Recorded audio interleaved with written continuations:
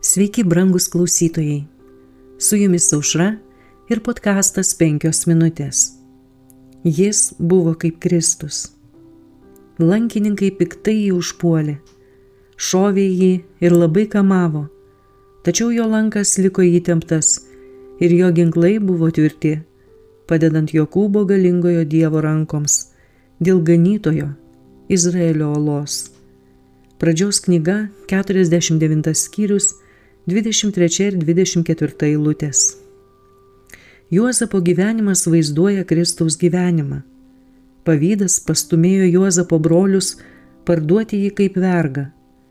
Taip jie tikėjosi neleisti jam tapti didesniu už juos. Išsiuntę jį į Egiptą, jie guodė save, kad nebebus jokių problemų su jo sapnais, nes jie pašalino pačią jų išsipildymo priežastį. Tačiau jų veiksmai buvo nugalėti Dievo, kuris išpildė tai, kam jie stengiasi sutrukdyti įvykti. Taip pat ir žydų kunigai bei vyresnieji pavydėjo Kristui, baimindamiesi, kad jis atitrauks nuo jų žmonių dėmesį. Jie jį nužudė manydami taip jam neleisę tapti karaliumi, tačiau kaip tik per juos buvo išaukštintas Kristus. Juozapas per savo nelaisvę Egipte tapo savo tėvo šeimos gelbėtoju. Žinoma, šis faktas nesumenkina jo brolių kaltės.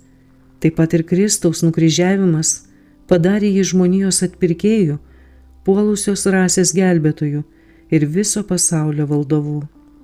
Bet šis žudikų nusikaltimas būtų buvęs lygiai toks pat bjaurus, jei net ir Dievo apvaizda nebūtų valdžiusi įvykius savo šloviai ir žmonijos labui.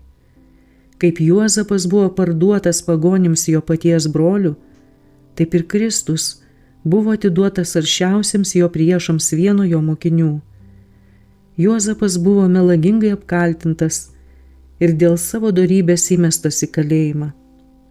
Kristus taip pat buvo nekenčiamas ir atmestas, nes jo teisus ir pasiaukojantis gyvenimas smerkė nuodėmę. Ir nors niekuo nekaltas, jis buvo nuteistas, remiantis melagingais liudijimais. Juozapo kantrybė ir romumas, patiriant neteisybę ir priespaudą, jo noras atleisti ir kilnus palankumas savo netikintiems broliams, parodo gelbėtojo kantrų pakėlimą piktų žmonių prievartos ir pykčio jo atleidimą ne tik savo žudytojams, bet ir visiems, kurie atėjo pas jį, išpažindami savo nuodėmes ir ieškodami atleidimo. Brangus klausytojai, tas, kuris gyvena tikėjimu, priima Kristų, turi gyvą ryšį su Dievu.